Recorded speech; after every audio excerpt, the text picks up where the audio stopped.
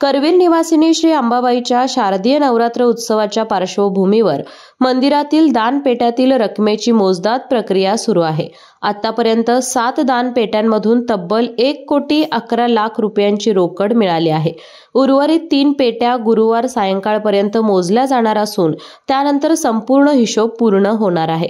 3.5 शक्तिपीठांपैकी एक असलेल्या श्री अंबाबाई देवीच्या दर्शनासाठी दररोज हजारो भाविक दर्शनासाठी येतात, तर नवरात्र सारख्या सणासुदीच्या काळात ही संख्या लाखोंपर्यंत पोहोचते। भाविकांनी श्रद्धेने केलेल्या दानामध्ये नोटा, नाणी तसेच सोन्या चांदीचे दागिनेही सापडतात।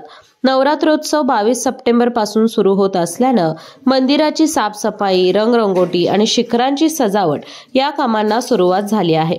दानपेट्यातील नाणी आणि नोटांवर पाणी जाऊ नये म्हणून मोजदाद वेळेत पूर्ण करण्यावर भर दिला जातोय। सोन्या चांदीचे दागिने आढळल्यास त्याचे मूल्यांकन शासनमान्य तज्ज्ञांकडून करण्यात येईल, अशी माहिती पश्चिम महाराष्ट्र देवस्थान समितीनं दिली आहे।